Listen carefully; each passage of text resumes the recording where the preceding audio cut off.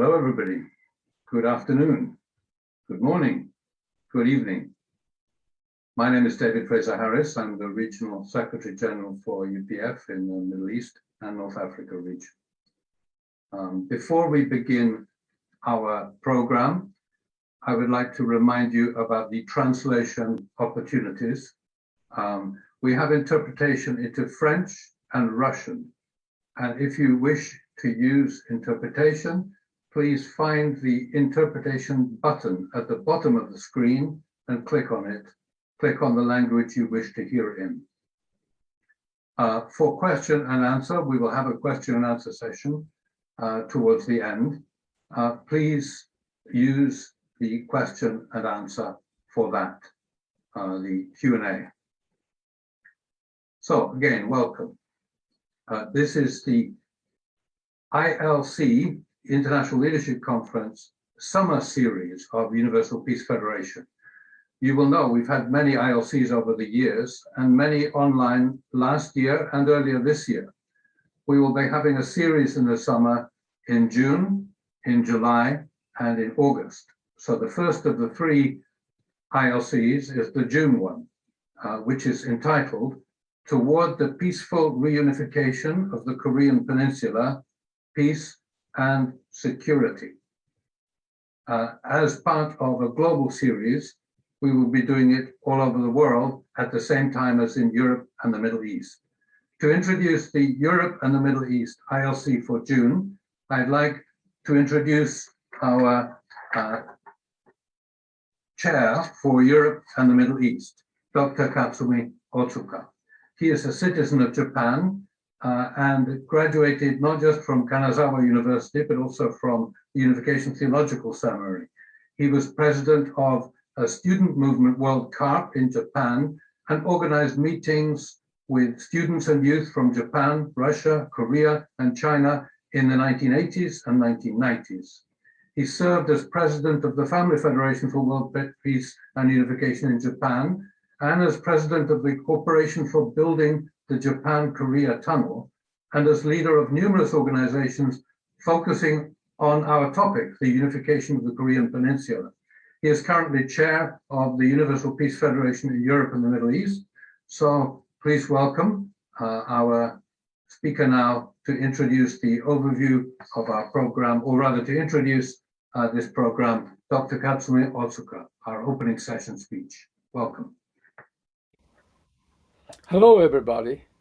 Distinguished guests, eminent presenters, religious and political leaders, scholars, and media and business leaders, dear Ambassador for Peace. On behalf of Universal Peace Federation of Europe, the Middle East, and Eurasia, it is my greatest pleasure to welcome you to this online International Leadership Conference 2021. Under the theme of Toward the Peaceful Reunification of Korean Peninsula, Peace and Security. As you know, the Universal Peace Federation, UPF, was founded by the late Reverend Dr. Sam Myung-moon and his wife, Dr. Hak Ja-han Moon, in 2005, with a vision to organize the Global Council of Leaders. They have devoted themselves for the peace movement throughout their lives. They have created a huge number of peace movement and organizations for peace in all around the world. The ILC 2021 you are attending is a series of events simultaneously organized in the world, sharing the common topics of the peace in Korean Peninsula, commemorating 30 years anniversary of our founders' visit to Pyongyang, North Korea in 1991. It was very historic that they could have a peace talk with the Supreme Leader of North Korea, Chairman Kim Il-sung, who once attempted to kill Dr. Moon in the prison camp. The agreement in the summit talk, such as the peaceful use of the nuclear energy and the cultural exchange between South Korea and North Korea, became a kind of the fundamental framework of the North Korean diplomacies towards South Korea in 1990s. Dear participants, both of UPF founders were born in what is now North Korea during this 40 years ruled by Japan. They experienced the Second World War and the Korean War, which divided their country into North and South. They were both refugees during the Korean War and even after the war. This is one of the factors that have motivated them to work tirelessly for peace and unification through dialogue with mutual respect. June 25th is the day of the outbreak of Korean War in 1950. It is appropriate to describe the Korean War as a worldwide level of tragic war between democratic and communistic world. There are some scholars who thinks that the Korean War was the Third World War based upon the ideological clash. The historic record of war tells us that 3.5 million people died in this war. Since Korean War gave unimaginable damages to the people in the land of Korea, their desire for peace and stability is very strong. Looking back to the history of Korea, its geopolitical location has brought tremendous difficulties to the land and people of Korea. It would be necessary to say that the Korean domestic conflicts also have been very serious all throughout the history. Recent South Korean political conflict must be a big challenge for the peaceful reunification of the peninsula. I'm also very much worried about the recent South Korean survey, which has shown that the hope for peaceful reunification of the peninsula has been diminishing among the young people. Therefore, the new measures with which young Korean people can be inspired for Korean reunification has to be taken. UPF Korea hopes to take that role. Regarding the political relationship between South Korea and North Korea, it is very difficult even to start a dialogue for peace. How can we open the door of North Korea? How can we bring them on the discussion table? How can we work together with them?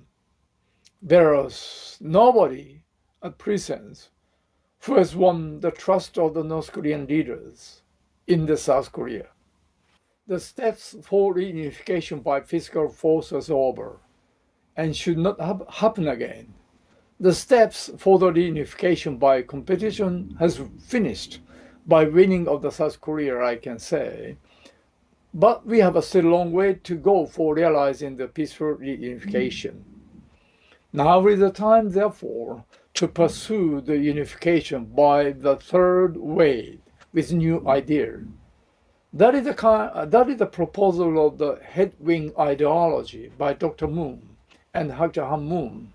The head-wing vision is not an ideology to destroy enemies, opponents, but the thought to embrace even enemies, creating new identity and mutual respect.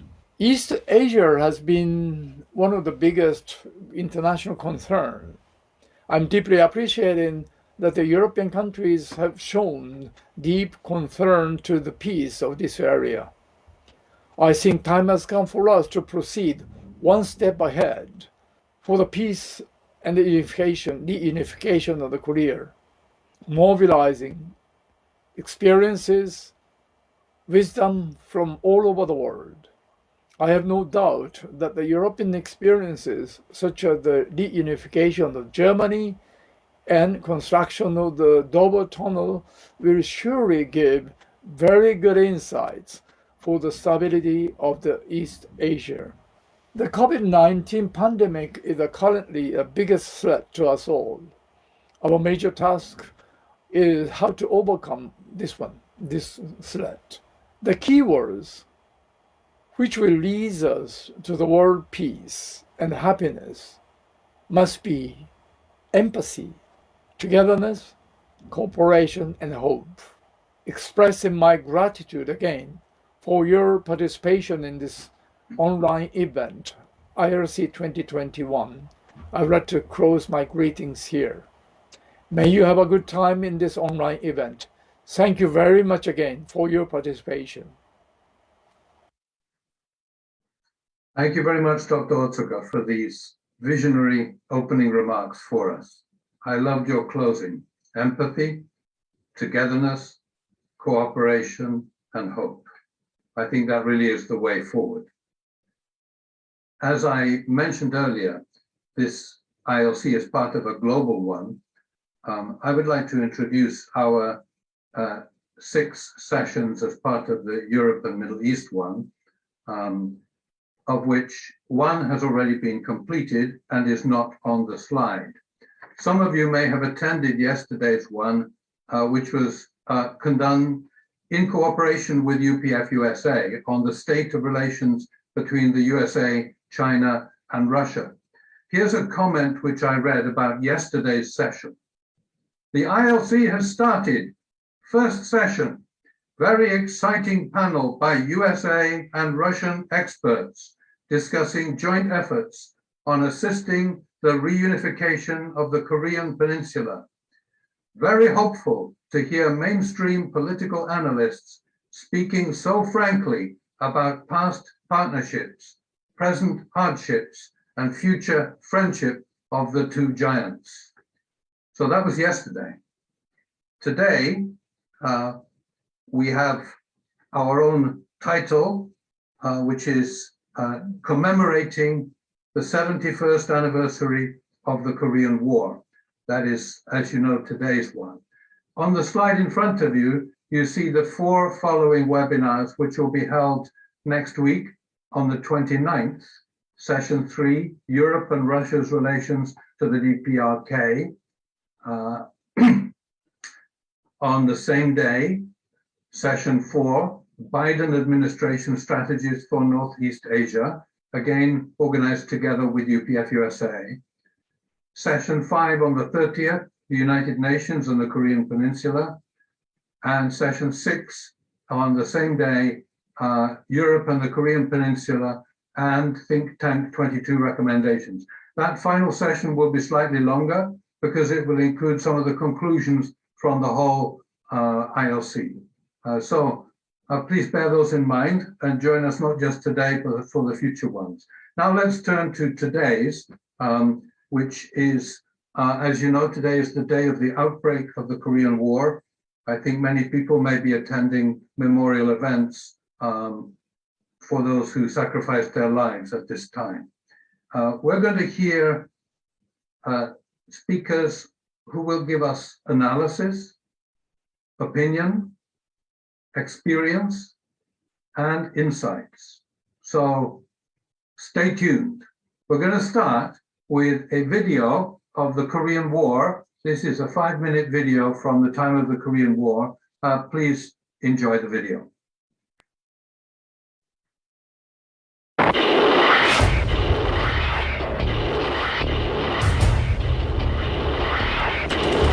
June 25th, 1950, at 4:20 a.m. The sounds of marching, gunshots, and tanks piercing through the jet-black darkness. Under the careful support of the Soviet Union and Communist China, the North Korean Communists made a surprise attack on the South, which began the horror that was the Korean War.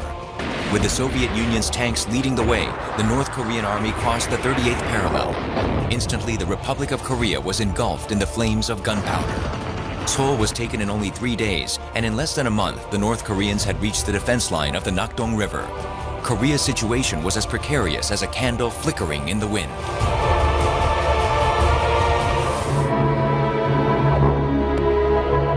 The Han River bridges were demolished, and the multitudes of refugees had to flee down to the south, with no thoughts other than to escape the onslaught of the North Korean tanks and troops. The procession of people fleeing to survive continued endlessly. The loud wailings of mothers who lost their children. The children calling out to their mothers while holding onto the lifeless bodies of their parents. The starved cries of orphan children left all alone filled the skies. Right after the Korean War broke out, after inspecting the Han River defense line, General MacArthur reported to U.S. President Truman, the U.S. must send its troops without delay. Upon hearing General MacArthur's report, President Truman immediately made the decision to send the U.S. troops. If this decision to send U.S. soldiers had been delayed even 3 more days, the Republic of Korea, as we know it today, could not exist. Following the U.S. initiative, 15 other UN member nations also sent their troops to Korea to help stave off the North Korean invasion. The USA, the UK, Australia, Canada, the Netherlands, France, New Zealand, the Philippines, the Republic of South Africa, Turkey, Thailand, Greece, Belgium, Luxembourg, Ethiopia, and Colombia. They made the counterattack under the banner of the UN flag for the first time in history. With the participation of the UN troops, the North Korean soldiers' surprise attack was met with a massive resistance that they could never have imagined.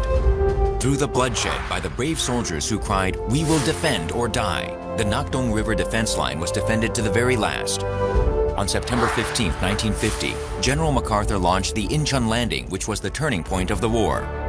Then suddenly, the Red Chinese Army crossed the Yalu River. The Korean War took on a whole new face. More than 190,000 of the UN troops that participated in the Korean War were sacrificed. It was a war that almost marked the end of Korea. For the first time, the independence and the freedom of a nation was defended under the banner of the UN flag. The brave soldiers of the 16 UN member nations came to a foreign land, the name of which they did not know, and shed their blood for its freedom. Our freedom was won through the sacrifice of those war heroes. The 3 years of war took everything we had away from us. We lost our children, our parents, our brothers and sisters, and the basis upon which to continue our lives. More than 3 million people were killed or wounded. It was the most violent war, one which left behind it the greatest number of casualties in the shortest time ever in the history of humankind. At a time when we were living in pain and suffering on the ruins wrought by the war, the world perceived Korea only as a nation of poverty, famine, and orphans. However, in the midst of this tragic state, there were angels who appeared and showed the world what we truly were. In May of 1962, in an effort to revitalize the culture and artistic spirit of the Korean people, and to show the rest of the world that tradition and art were still alive in Korea, Reverend Sun Myung Moon created the Little Angels of Korea. Children are the universal symbol of peace. Overcoming difficulties in a country that was still recovering from war, the children opened wide the wings of angels and traveled across the 5 oceans and the 6 continents to introduce the beauty of Korea to billions of people worldwide. Thank you very much for this video. I hope you enjoyed it. Although enjoy is not always the word, we see the suffering of war, but we look forward to changes that have come after that war. Our next speaker, I cannot imagine a person alive better qualified to speak than our next speaker. He will give us a direct perspective from South Korea, a perspective influenced by the life and sacrifice of his older brother, and a perspective which includes the vision and work of the founder of UPF and those working with him. Dr. No-hee Park is a senior advisor for UPF in Korea, but he was born in Asan City in South Korea in 1941, devoted half of his life to promote Korean cultural exchange and traditional arts with the Little Angels as managing director of more than 50 country tours. He established his arts education school for elementary and high school for the Little Angels, and devoted another half of his life in Nicaragua, the United States, Japan, and other places, representing the life and work of the founders of UPF. His last mission was in Europe as a special emissary for 3 years. He is now serving as the UPF Korea Senior Advisor. It is my honor to introduce our next speaker, Dr. No-hee Park. The floor is yours, sir. Thank you, David. You saw the video of the Korean War already. In that video, you can feel everything about the Korean War. So actually, I have nothing to say more. but I'm very happy I can be part of this seminar. So I'll talk about some part of the Korean War with connected with our founder. Excellencies, distinguished guests, distinguished peace ambassadors, and beloved European leaders. Good evening, I say from Korea. I'm No-hee Park, Senior Advisor of UPF Korea. I'm very happy to be able to meet so many respected leaders through this special event today. As the world continues to suffer from the COVID-19 pandemic, I hope you and all your families are in good health and peace. Here in Seoul, Korea, it's the night of June 25th, 2021. Today is a very meaningful day commemorating the 71st anniversary of the outbreak of the Korean War. On these significant days, I deeply appreciate UPF Europe and Middle East for organizing this special webinar on the peaceful reunification of Korean Peninsula. It's my great honor and privilege that I have this opportunity to share a couple of points about the Korean War. The Korean War began with the invasion of South Korea by the Democratic People's Republic of Korea on June 25, 1950. The Korean people, the deep pain of this experience continues even after 70 years. Our wounds have not been completely healed, and many Korean families remain separated from their loved ones on the other side of the border. When World War II ended with the surrender of Japan on August 15, 1945, the Korean people were liberated from 36 years of Japanese colonial rule. The Korean people saw that the opportunity had finally come to establish a democratic and independent government on the Korean Peninsula, fulfilling their long-time dream. But at that time, the Korean people did not know that the four major powers, United States, Great Britain, Soviet Union, and China, had already agreed on a divided occupation of the Korean Peninsula, marked by a border along the 38th parallel. From that point of view of common sense, if the division of Northeast Asia was necessary for post-war settlement, it was reasonable that Japan, the aggressor in the world, should have been divided.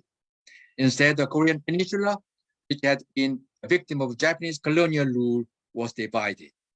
The Korean, who had already suffered so much, faced an even greater tragedy with this division of this Korean country. In 1948, the Soviet Union withdrew its troops from North Korea, and in 1949, the US withdrew its troops from South. This left two ideologically opposed governments facing each other on the peninsula. In the democratic South, social and ideological confrontation intensified, while in the North, the communist government consolidated its power.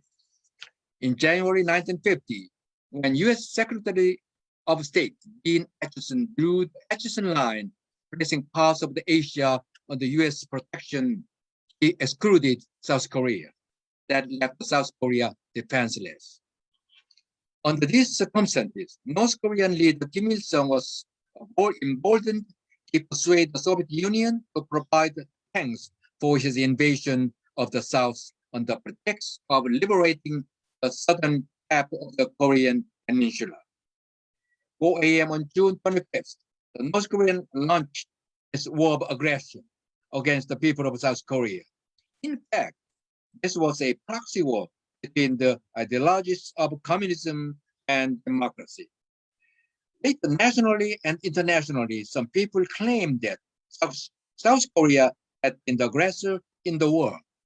But as documents and records of the Soviet Union were declassified in 1990s, they confirmed Soviet involvement in the planning and execution of the invasion by North Korea.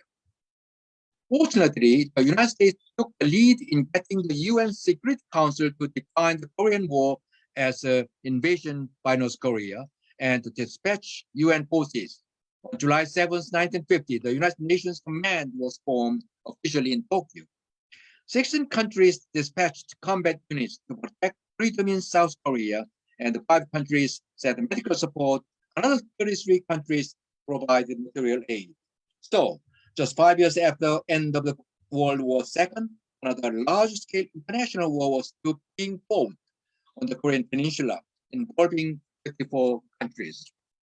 UN forces under the command of General Douglas MacArthur landed in Incheon on September 15, 1950.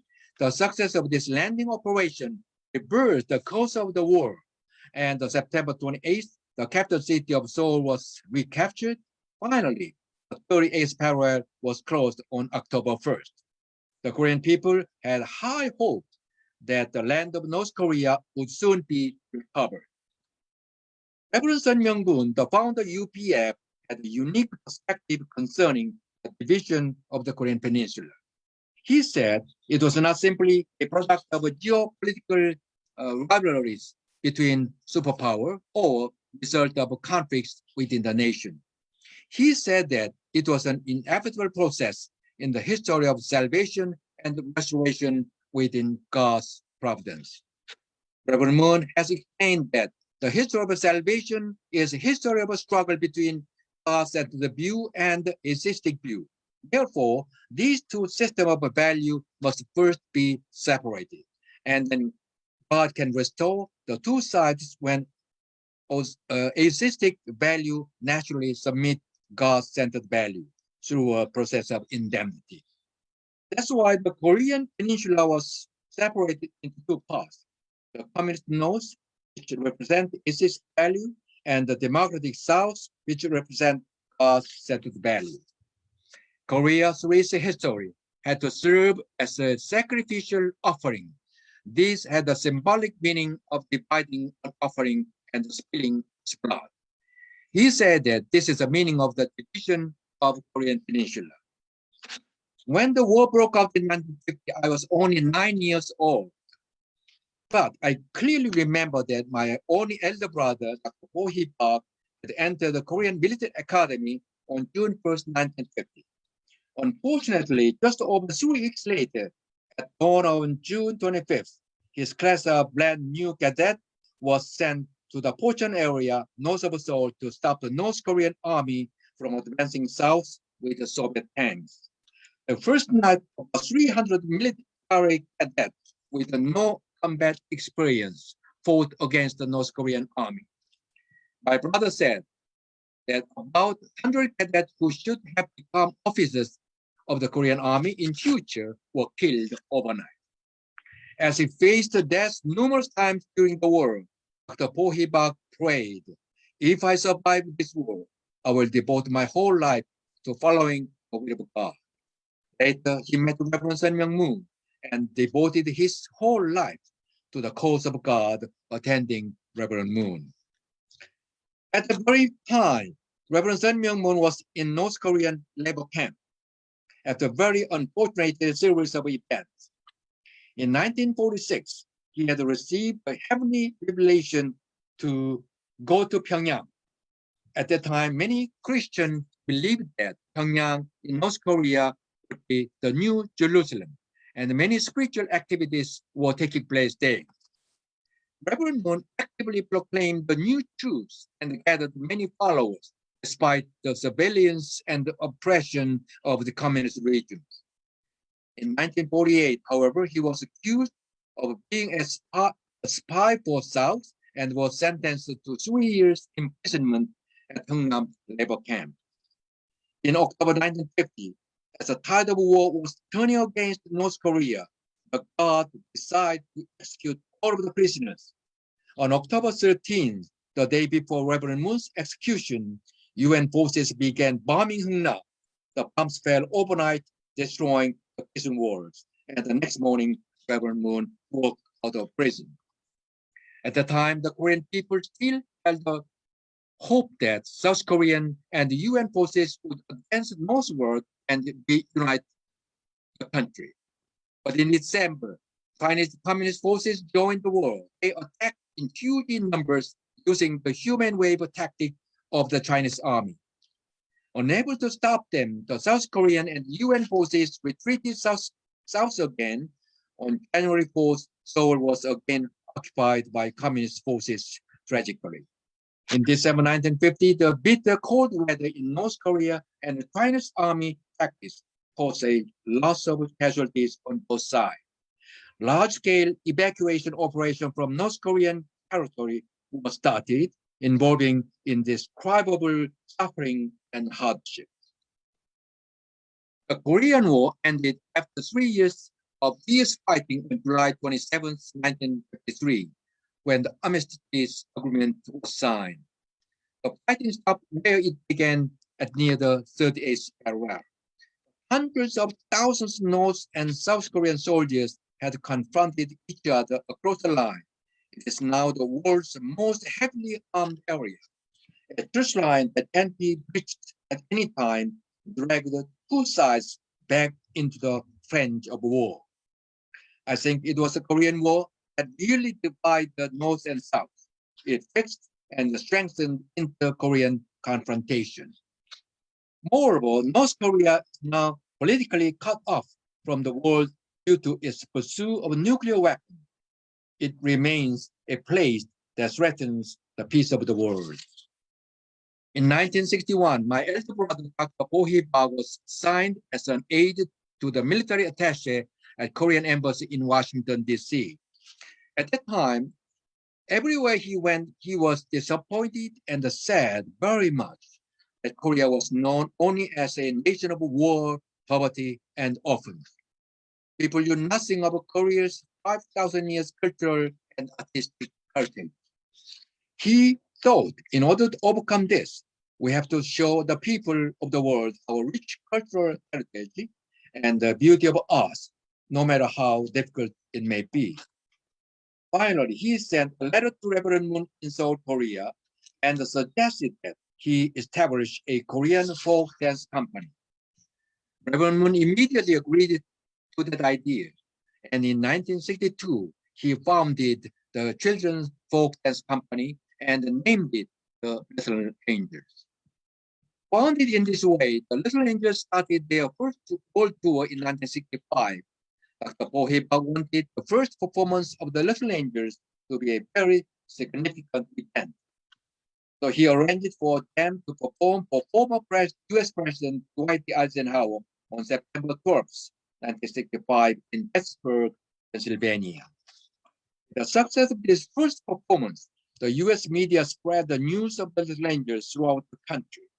After that, the Little Angels were invited to perform at the White House Christmas program. They also appeared on the popular Ed Sullivan Show, and they were invited for the UNICEF fundraising gala performance at the UN General Assembly. Finally, the Little Angels were invited to give a royal command performance for Queen Elizabeth at the London Palladium in England. The Little Angels truly become diplomatic envoys representing Korea and its artistic traditions. They are so proud to be ambassadors of peace to the world. They have also been widely recognized as the origin of the Korean wave, known as Hallyu. The year 2010 was particularly marked as the 60th anniversary of the outbreak of Korean War. At that time, Reverend Moon proclaimed that he would send the Little Angels to the 16 countries that dispatched the forces to Korea under the UN flag. And the 5 countries that provided immediate medical aid. He wanted to express the Korean people's love and gratitude for their sacrifices during the Korean War. Korean people never forget the kindness of others. This tour was a major undertaking, which neither the government nor any large corporation had ever thought of. Reverend Moon said that his own life had been saved when the UN forces liberated him from Hungnam prison camp. Through the beautiful singing and dancing of the Little Angels, he wanted to convey his thanks to all the veterans and the people of the country that supported Korea in its time needed. Dr. Ho Hee-bak carried out this wish of Reverend Moon and Dr. Hak Ja Han Moon, conducting 3 tours with the rangers covering 21 countries.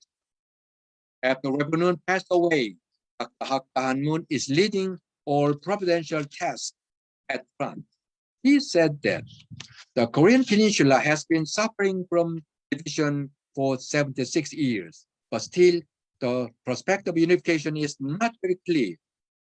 God's providence must be completed, abolishing the ideological confrontation between communism and democracy by achieving the unification of the Korean Peninsula to contribute to peace in Northeast Asia and world peace. The unification must be not only geopolitical unification, but also unification of values and the unification of the ideology among our 70 million people centered on God. And this unification process must be peaceful, and it is only possible when we practice true love. Respected distinguished guests, you are also encouraged to participate in this God-centered movement for a unified Korea. Thank you very much for your listening. Thank you very much, Dr. Nohee Park, for your words that take us beyond suffering into hope. And the amazing example of people who have built a country and are showing the world the way to peace. Thank you for your words. Thank you. We would like now to turn to another video. This is a shorter video, which will show the voices of some of those who themselves fought in the Korean War. They will share with us the perspective from their own experience, veterans from both sides, actually. I hope you will appreciate the testimonies that we will hear now, the words from the veterans. Let's watch the video.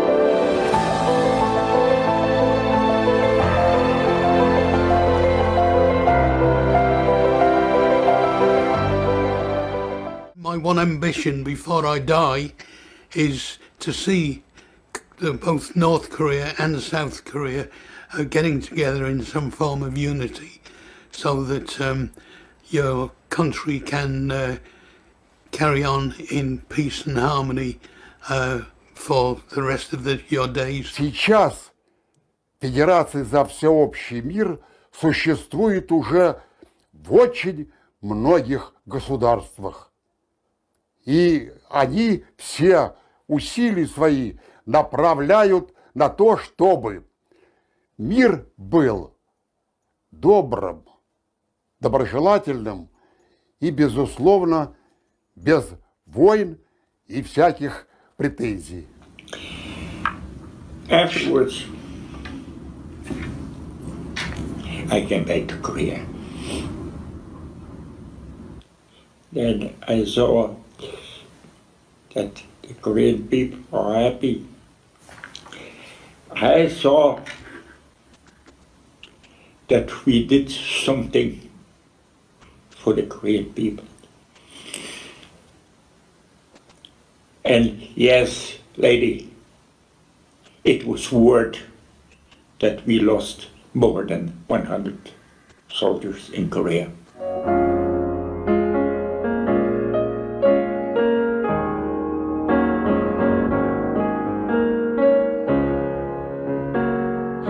I'll never leave you.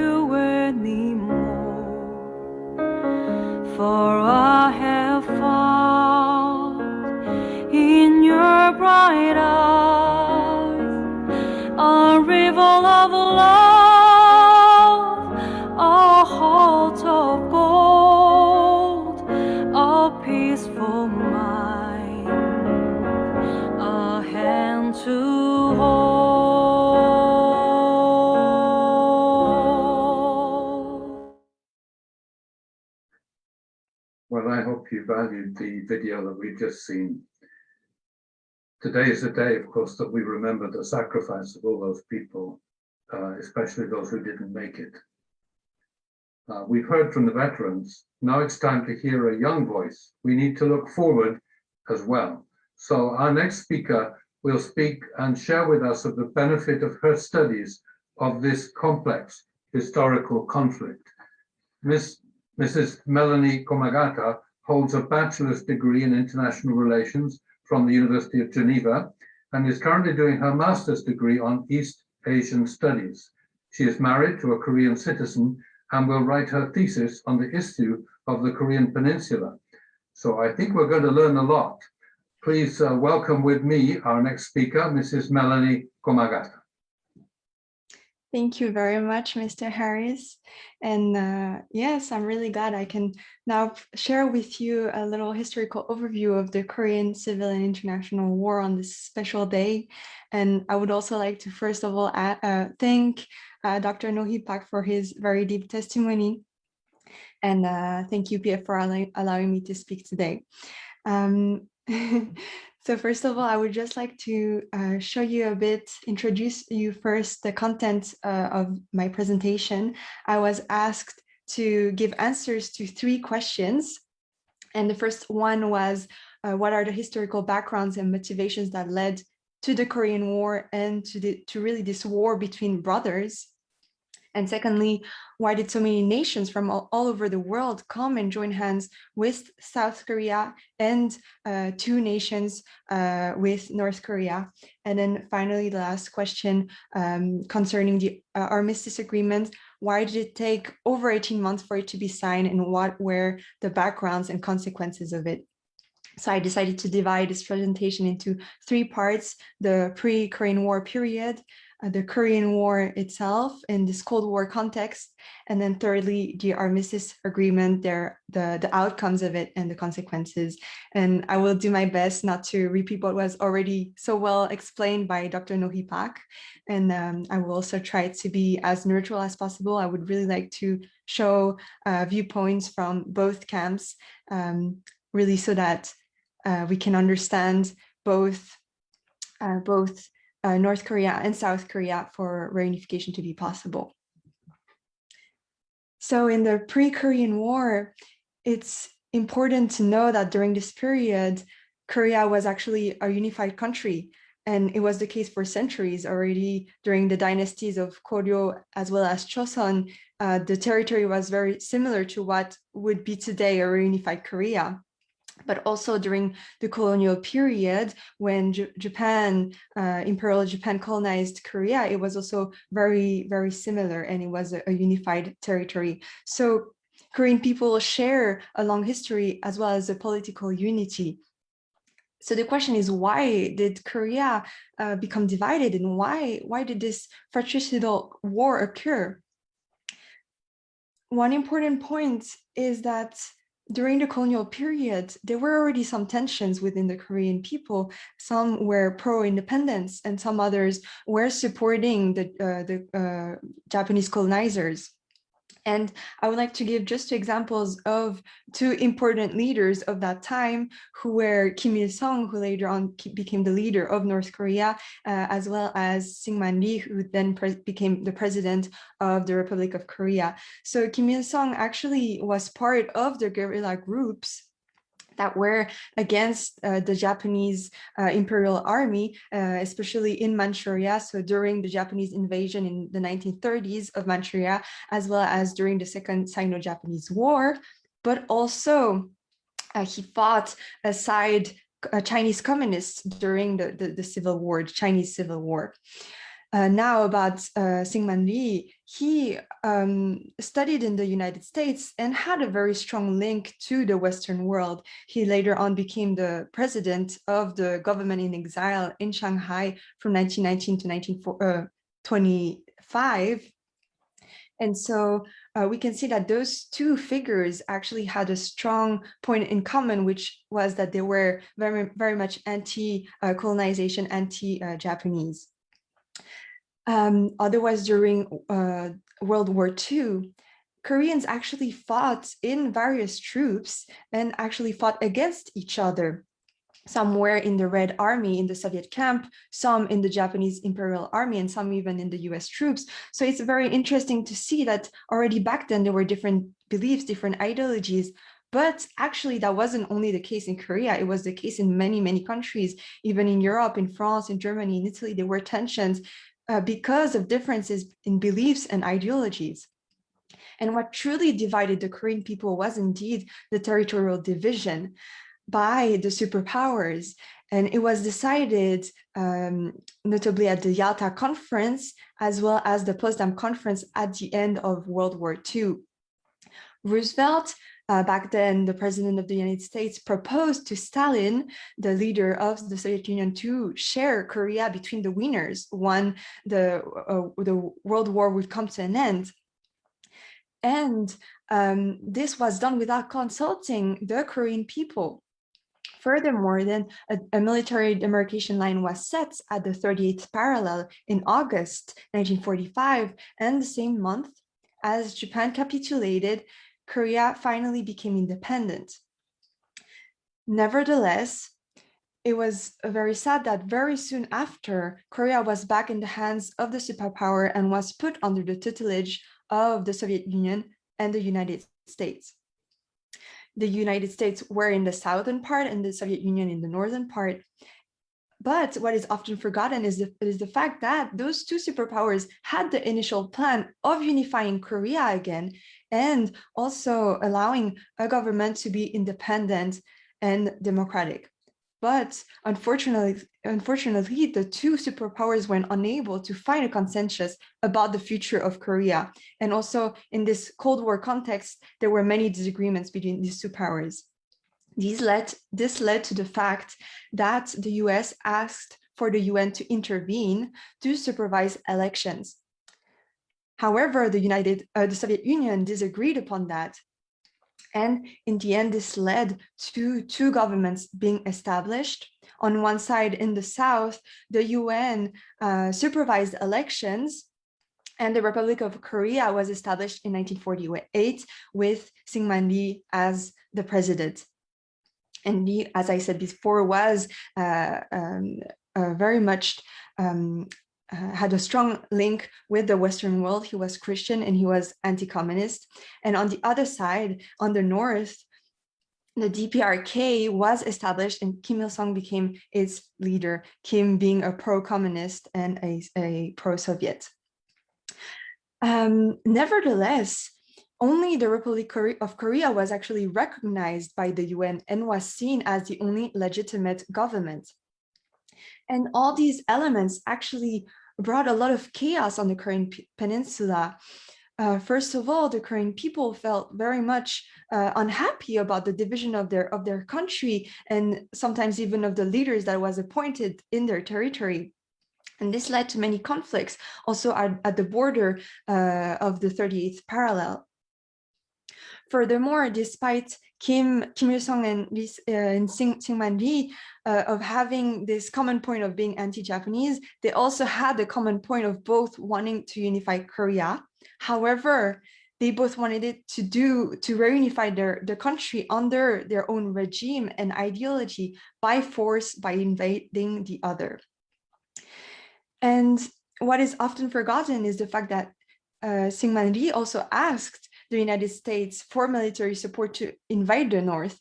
Nevertheless, the US fortunately did not accept this demand unless the Republic of Korea would be first attacked. One more element is the fact is about the communist alliance between Kim, Stalin, and Mao. Kim and Mao had a very special relationship as Kim fought aside communist Chinese in Manchuria, and he also asked for military support. And Mao was very well aware about Kim's plan on invading the South. About Kim and Stalin's relationship, it was indeed not that good at the beginning. Nevertheless, Kim asked several times for the Soviet Union support, and finally, in early 1950, Stalin gave its permission for Kim to invade the South and to offer its military support and send advisors. Nevertheless, Stalin had the fear of a third world war with the US, and therefore did it secretly and distanced himself. Finally, one more point I was already mentioned before is about the Acheson line, which did not include Korea, and therefore Kim thought the US would never intervene, even if North Korea would attack the South. As the two superpowers started to retreat, North Korea thought it was the best time to invade the South and did a surprise attack on June 25th, 1950. Now, about the reason why so many nations intervened, it is very much related to the United Nations. Back then, in the Security Council of the United Nations, Russia was not present. The reason for Russia to boycott the Security Council back then was because it wanted the Communist China to be accepted in the Security Council as it was not yet. And therefore, because of Russia's absence, 4 resolutions could be accepted by the Security Council, and in that way, the UN could condemn the DPRK's aggression and ask for its member states to intervene to assist the Republic of Korea. But why did a UN want to intervene in that way? First of all, it is because it's its role. It is even written on Article 39 of the UN Charter that it needs to keep peace and international security around the world. And it had also already intervened after World War II. Furthermore, the UN's goal was truly to have a unified, independent, and democratic government of the sovereign state of Korea. And one more point was the fact that back then the United States was very strong in the Security Council and was able to convince other members to accept these 4 resolutions and to stop communism from spreading. I, on a personal level, also believe that the UN member states truly wanted to send their military troops and aid to protect freedom and democracy and to put an end to all these hostilities and conflicts. And it is truly amazing that they intervened only 5 years after the end of this global war. So finally, eventually, the Security Council of the UN was paralyzed after the return of the Soviet delegates in August 1950. Nevertheless, there were already 16 nations sent on the Korean Peninsula, and they were intervening under the Supreme Commander, Douglas MacArthur. Furthermore, I would just like to give a little overview of the war just very shortly. The fact is that after the invasion, as you can see on this map, North Korean troops were able to go all the way to Busan, that is the city down here, and it is only with the intervention of the British troops that landed in Busan in August, as well as the interim landing here on September 15th, that the UN forces were able to push back North Korean troops. Nevertheless, they came to a point where they had to decide on whether to continue to advance and cross the 38th parallel or not. In the end, MacArthur decided to do so, to cross, and they took back Pyongyang and advanced all the way to Yalu River. Nevertheless, MacArthur did not think that China or the Soviet Union could somehow intervene.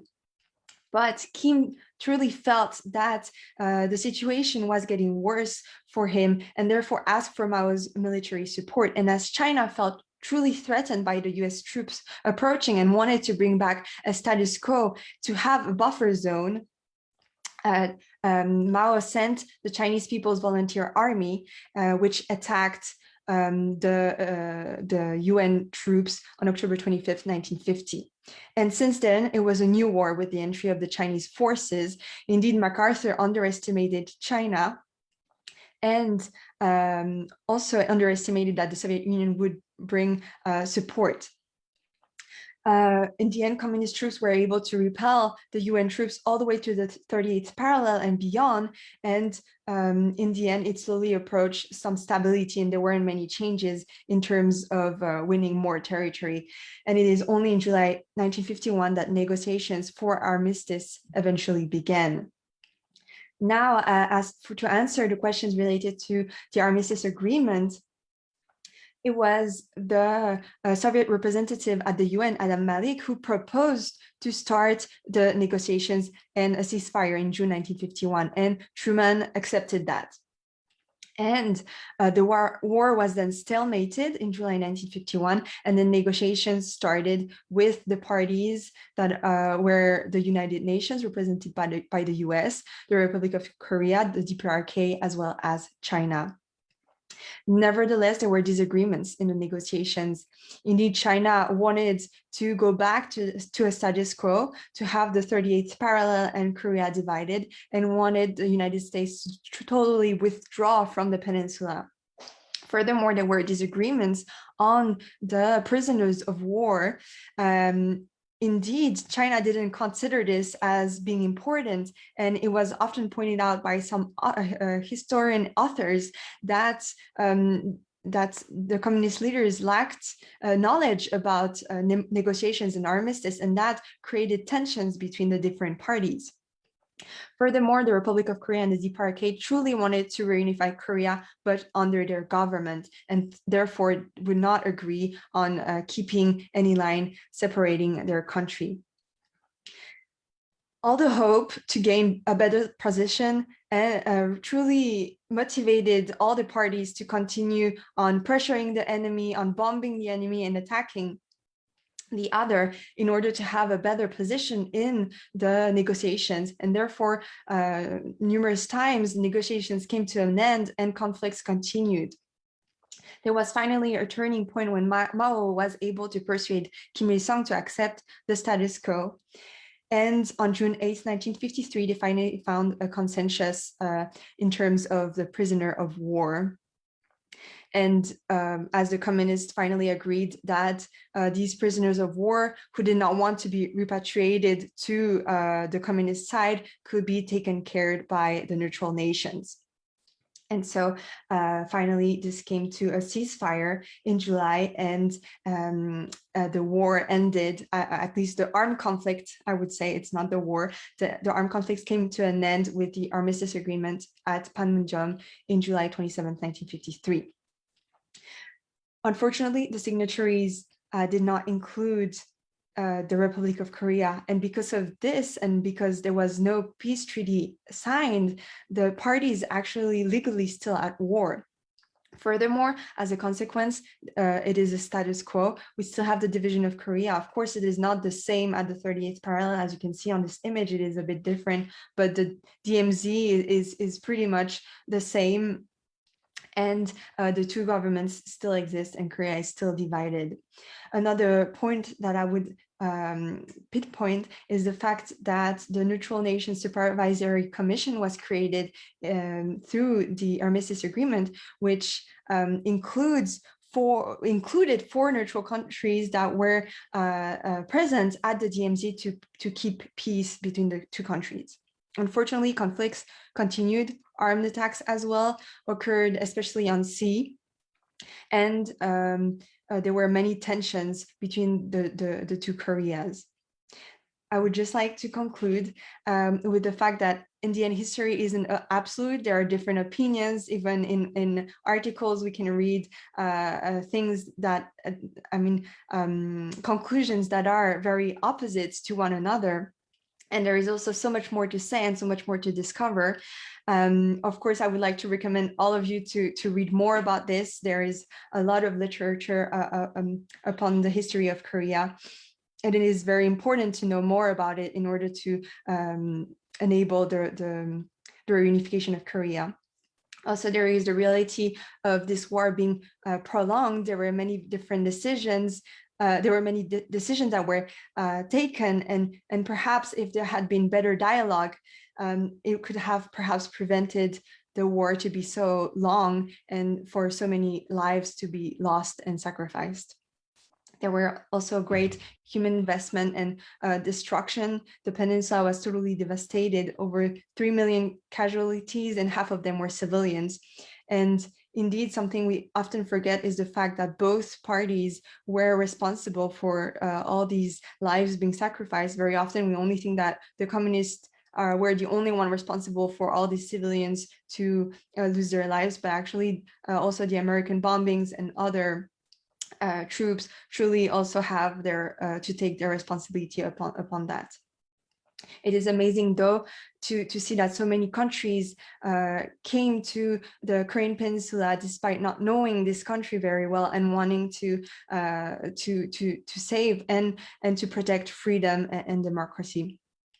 In the end, I would like to end with the question of how can we reunify and overcome the tensions between the two Koreas. For a reunification to happen, it is indeed important that the two Koreas find a new paradigm, that they can go beyond their national and ideological interests, and that also young people can be included in this dialogue. Of course, external powers need to be also included in the negotiations, and they need to see first the interest of the Korean people rather than their own interest. Everyone wants truly peace, and in the end, it's truly a matter of being able to sacrifice our own ego, our own national interest for the better of the world and for Korea. So I would like to end it here. Thank you very much. If anyone would like to know more about any articles and so on, there are many. I have also referenced many here. So yes, let me know. You can contact me. Thank you. Thank you very much, Mrs. Melanie Komagata, for your very comprehensive overview. Very helpful. I was learning a lot while I was watching. We're now going to be able to turn to some questions for our two panelists. So I hope you will be able to see the three of us together as we deal with some questions. Because we've just been hearing from Mrs. Komagata, I'd like to offer the first question to Dr. Nohee Park. And this question is as follows.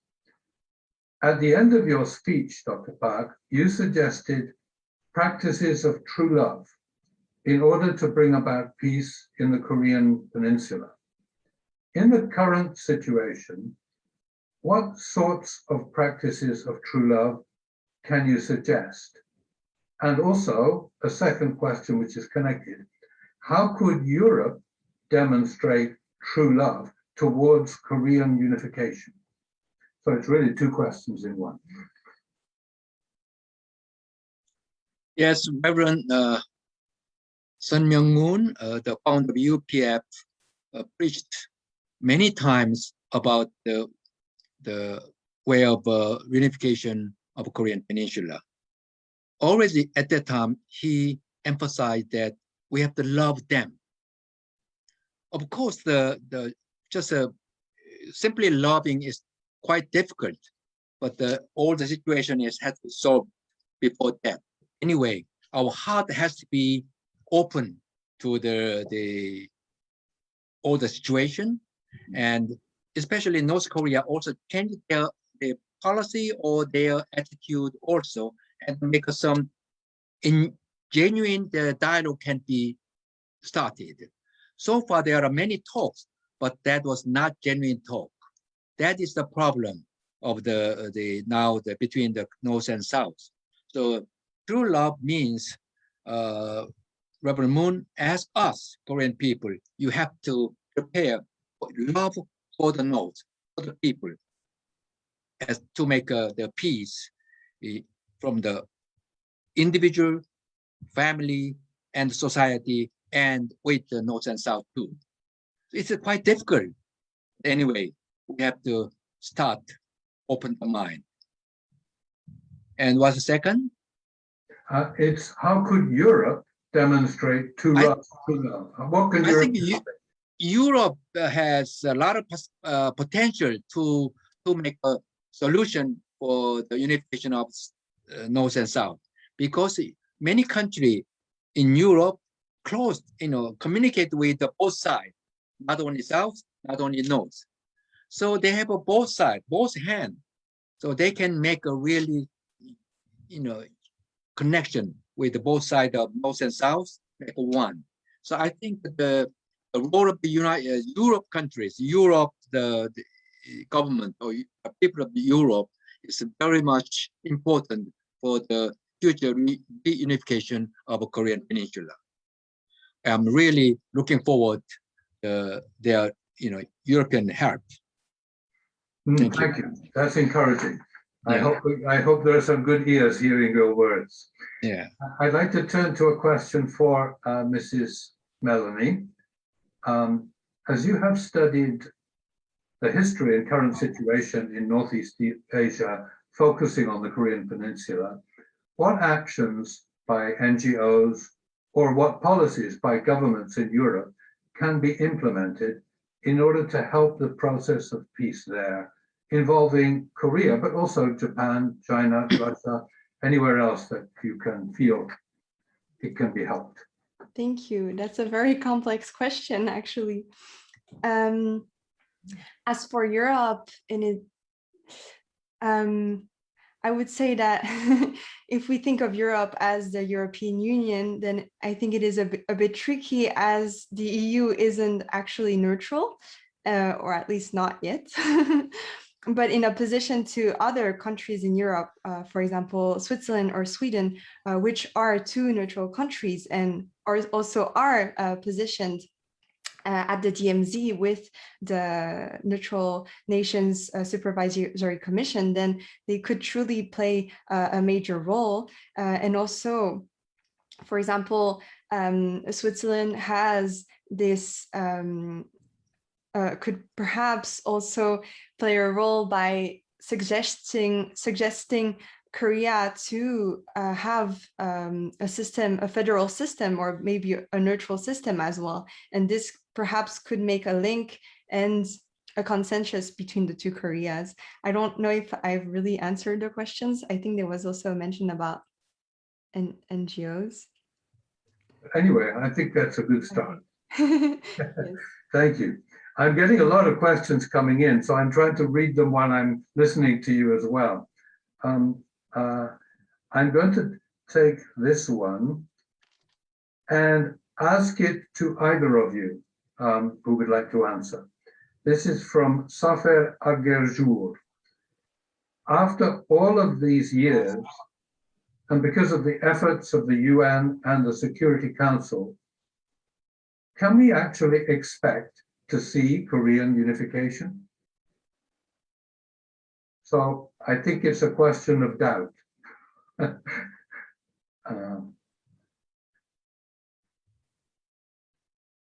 I don't know if...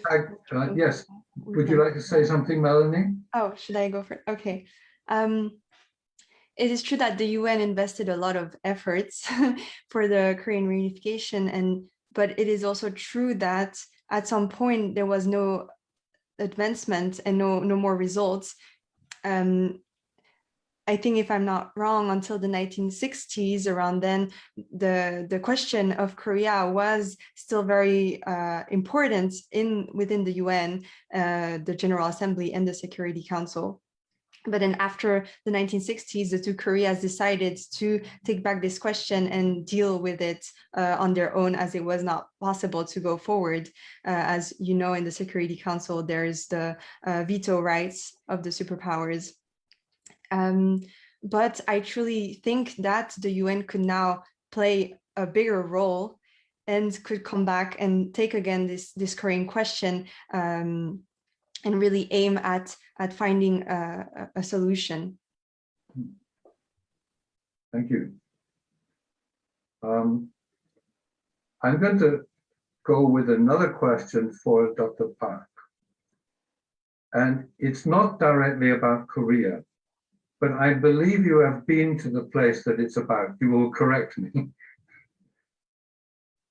Okay, Rustamov from Azerbaijan. My country of Azerbaijan is also divided. We are still at war with Armenia.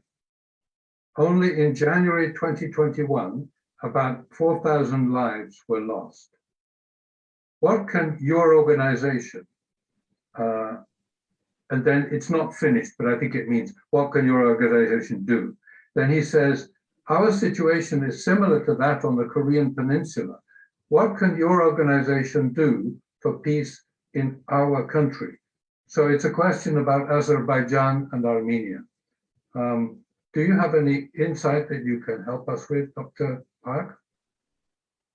It's a very complicated. I don't know the situation of the both two countries, Azerbaijan and Armenia, but it's very sorry to hear that. Thinking about my life from the Korean War when I was 9 until now, we have always think about the war possibility. Even the fiercing fighting is stopped. So the living in such a situation is really terrible. So I hope the two countries also make some kind of solution to make the peace and the comfortable for the people of two countries. So I cannot say any particular way of a solution to solve that problems. So sorry to that. But sometimes the approach which you have taken already shows that we are bringing the right spirit towards resolving it. And I appreciate your response from that. Thank you. Thank you. I think I'm getting quite a lot more questions coming in, but time is up almost. I'm going to ask one final question to Mrs. Melanie Komagata, and it's about young people. I saw several questions about this. I'm going to choose this one to read. Dr. Otsuka mentioned the diminishing interest of South Korean youth in the future of unification with the North. What is your advice to those young people? I think the situation in South Korea is really complex. And if we look right now at the societal situation in South Korea, young people are very much under pressure. There is so much competition in even in school, but also on the job market. And there are also many societal issues such as low fertility and marriage rates. There's also a high suicide rate, and many young people are also jobless. So I think all these things put a lot of pressure on young people, and perhaps they're unable, therefore, to see that there could be also a positive point of reunifying, because I can understand that they have the feeling that reunification would put even more pressure on young people, and that they would have to take all the responsibility for the North, which is actually perhaps not the case. Perhaps a reunification of Korea could actually bring more positive aspects to the South Korean society as well.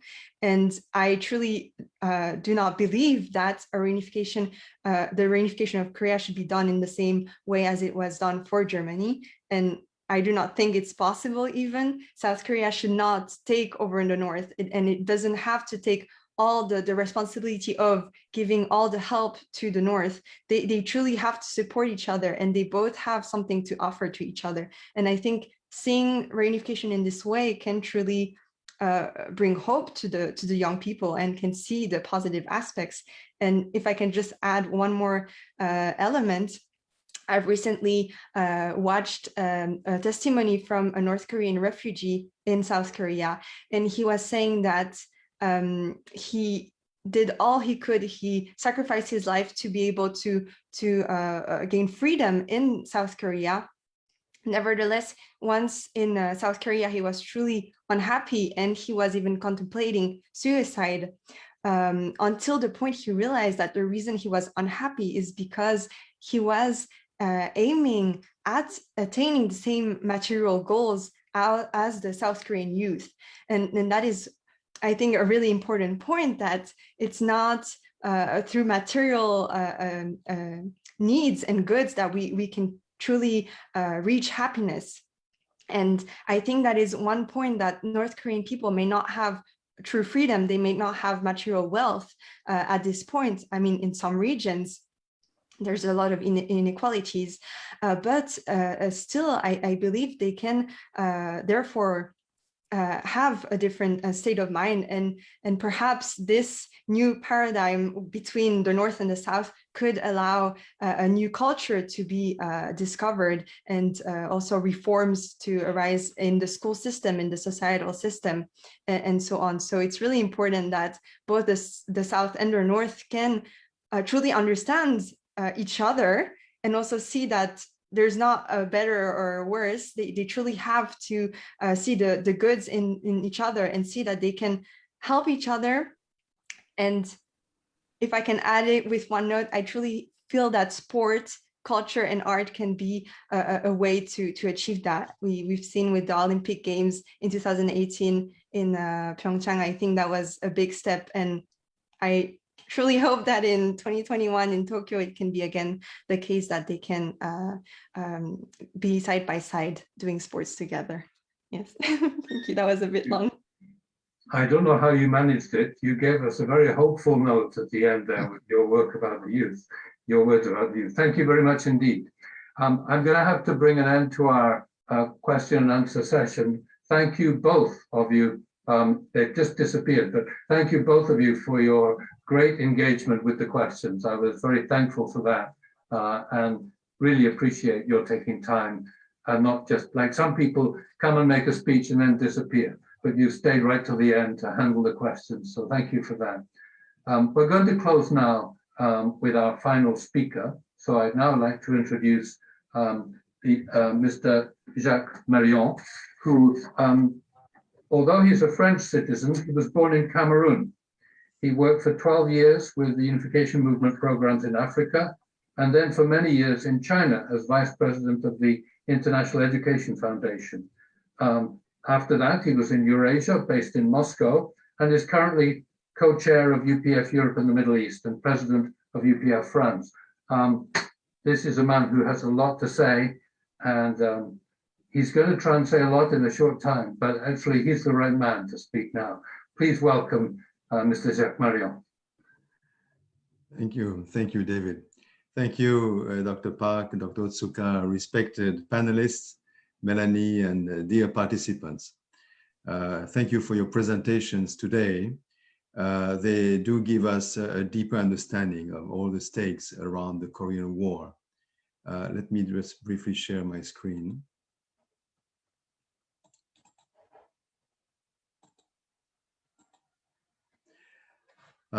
We are struck by the contrast of that nation that was devastated by the war and that became within a few decades one of the most influential nations in the world. Our founders, Dr. and Mrs. Moon, were born in Korea, and therefore our organization, the Universal Peace Federation, has its spiritual roots in this country, and the reunification of Korea, of the Korean Peninsula, is one of our fundamental objectives. Therefore, in closing this webinar, let me share with you some insights. It's not exhaustive, really. It's just an overview on this topic based on our founders' vision. Strategically located in Northeast Asia between China, Japan, Russia, and the United States, Korea is meant to play a significant role in the 21st century when the world's center of gravity is gradually moving toward the Asia-Pacific region. These four great powers are competing for influence and sovereignty, and as we heard already in the previous presentation, their competition caused the division of the Korean Peninsula in 1945, and to a great extent, it contributes to the stalemate today. However, the Korean Peninsula today is meant to play a significant role. In his memoirs, our founder, Dr. Moon, describes Korea's role in relation to these big powers as that of the ball bearing of a machine. You know, that is a little piece that allows the various parts of the machine to rotate harmoniously. A ball bearing is made of very small balls made of very strong and resistant metal. And it's a fitting image to describe Korea. Although the Koreans have been invaded numerous times by their powerful neighbors, they've always maintained their unique identity, language, and culture. They integrated the foreign trends of Buddhism, Confucianism, Taoism, and they developed the highest level of art and culture, as we can see in their beautiful temples, the statues, or rich artifacts. It's also the only nation in the Far East where Christianity developed very powerful roots. The Koreans integrated also elements of Western culture and civilization, and they brought them to new heights, from the high technology of communication and others to modern pop culture, as all of you know. The story of the Little Angels told by Dr. Park is actually one moving example of the power of Korean culture. On the other hand, whether we like him or not, the image of Kim Jong-un standing up in defiance to America and to the world is another striking expression of the Korean character. In our founder's vision, a reunified Korean peninsula would be a center for trade and economic development in Northeast Asia. Sorry. Oops. Okay. In Northeast Asia, for the benefit of the world. This vision is embodied in this project of the International Highway for Peace, which begins with a tunnel between Japan and Korea, then would link on one hand to China, Asia, and Europe, and on the other hand to Russia and the American continent through a tunnel at the Bering Strait. So the division of the Korean peninsula at the 38th parallel is a barrier that blocks this dynamic and considerably limits the potential for development in the region. Attempts toward reunification have painfully failed till now, as you heard, to the point where even the term of reunification itself, I know by experience, is taken with suspicion by many Korean people, because there was a lot of experiments, painful experiments at reunification, which meant either reunification by military power, as we saw in the Korean War, which was of course a failure, but even this reunification by power competition between South Korea and North Korea to some extent leads nowhere, even though South Korea is a superpower economically, it is bound to be blocked by North Korea nuclear capacity, nuclear power. So the third way promoted by our founders is one where trust is built through cooperation and through going different steps, like he said, going together on the road, accompanying each other, one another on the road together in this process, centering on common values embodied in Korean culture. 30 years ago, when Dr. and Mrs. Moon went to meet Kim Il-sung in Pyongyang, they embraced him and offered him all the economic support they could muster. They fulfilled this pledge by creating the first car factory in North Korea, building a hotel and developing other humanitarian projects. Thus, they gained the trust of North Korean leaders. And upon his death, Reverend Dr. Moon was honored with the highest award by the North Korean government. And today, Mrs. Moon has a standing invitation to North Korea. Dr. Moon has a Christian background, and whenever he talked about North Korea and reunification, he actually often used this biblical model of Esau and Jacob to describe a peace process. You remember in the Bible, there's a story of the younger brother, Jacob, that was threatened to be killed by the elder brother, but finally he was able to win his elder brother's heart by offering him all his precious belongings and then telling him that finally he could recognize the face of God in him. And that victory became, of course, the foundation of the people of Israel. So when Dr. Moon went to meet Kim Il-sung, he went with this idea and this strategy in mind. And this is the foundation of our work, as also Dr. Nohipak mentioned. That's what it means with true love. In other words, you invest and create trust by investing for the sake of the others. This is the car factory that they invested in 1998, and as a foundation after this meeting, where by organization of our founders and of course many business people, somehow they organized the first car factory to be built in North Korea. the UPF founders have advocated for a long time people-to-people cooperation between the two Koreas, ranging from humanitarian projects, religious, sports, or cultural activities.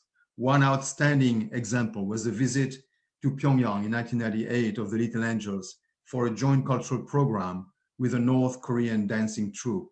This was the first cultural exchange between the two countries since the war, and it laid a foundation for the first meeting between Korean presidents Kim Dae-jung and Kim Jong-il in the year 2000. However, the division at the 38th parallel is not only a military line or a political division. It is, as also Dr. Nohee Pak mentioned, it's also a confrontation between ideologies, the ideologies that opposed East and West during the Korean War. The demarcation line at the 38th parallel still stands strong, and one of the factors is the ideological struggle opposing, to say very briefly, what the North calls its Juche ideology, which means the ideology of self-reliance, and the ideology of liberal democracy in the South and in the Western world. Our founders' conviction is that reunification needs to be dealt with also on the level of ideology. When they assert that there cannot be true peace without God, they do recognize and acknowledge that peace needs to be built based on political and economic cooperation. But they affirm that ultimately sustainable peace must be rooted in common values, centering on the highest principle of peace, which is love, or what Nohee Pak called true love. Their teaching is called unification thought or head wing thought. Head wing means a thought that transcends the right wing and the left wing, just like the head or the brain is the one that can harmonize the right arm and the left arm. So this philosophy, which transcends both the collectivist ideology of socialism and the individualist ideology of liberal democracies, is expressed through the principles of interdependence, mutual prosperity, and universal values. As many of you know, these are the principles that UPF, our organization, has been promoting in recent years. And this is the basic principle that we are working on for this reunification. And as we do these international leadership conferences, this is our guiding principles. And one of the central affirmation of that principle is that family ethics is the base of social ethics and the base of national ethics, and that this is the foundation of a healthy family, healthy families and societies. I have to close, and I have no time to dwell on this topic. So I will just close on a very personal note based on my personal experience in China. I had the opportunity to live in China for 8 years and to work in China with the International Educational Foundation. China is today's superpower, which is in competition with the United States. And it has a key role in the reunification of the Korean Peninsula through its influence on North Korea. And what binds China and North Korea, among many other factors, is ideology. Dialogue with China today is very difficult in the West for many reasons, as you know. However, our organization was able to work in China for 10 years at the turn of the century. We organized hundreds of seminars and invited thousands of Chinese leaders and young people of all disciplines throughout the whole country. And what allowed this to happen? Although we were known as a Western organization with a religious background even, what allowed us to work in this country was this head-wing approach that I just talked about, which is essentially Dr. Moon's unification thought approach, centering on family values. As you know, the Chinese have a strong, they have a strong background with the Confucian thought, and Chinese tradition has a deep respect for family values. And so based on that, we could organize so many webinars and create so many activities with Chinese people. So although it is not enough to resolve national level conflicts, I just wanted to mention by this that people-to-people diplomacy can go a very long way to lay a foundation for sustainable peace. So I want to thank you for your listening, and I'm really happy that you come together on this meeting today, and I hope you can attend our other webinars on this reunification of the Korean Peninsula. I must say, the question was given in a recent, the previous question, whether we believe in reunification possible.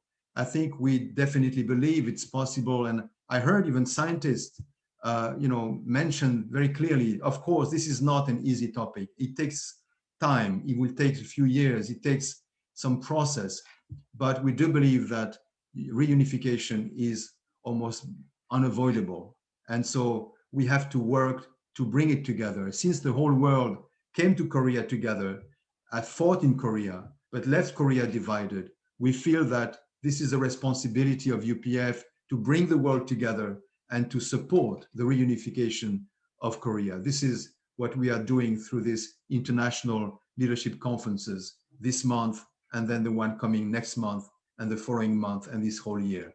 Thank you very much for your attention. Thank you very much, Mr. Jacques Marion, for your encouraging words. This is quite an encouraging perspective, and it echoes something that we heard from Mrs. Melanie Kumagata just beforehand when she said, we need each other. I think the North and the South need each other. So the headwind perspective embraces that as well. This brings us towards the close. In a moment, we will be playing out with a beautiful song from the Little Angels. But first, I'd like to invite all our panelists and staff to join us for a final greeting. So if your camera's not on and your panelists or staff, please turn on your camera and we can give a wave to say thank you for joining us, everybody, and keep up the spirit of hope. We will make a difference. Thank you for joining us. As we listen to the music, don't forget the 29th and the 30th next week. Join us. We have 2 more webinars each day next week. Thank you for attendance. Enjoy the video and enjoy the rest of your day. Goodbye.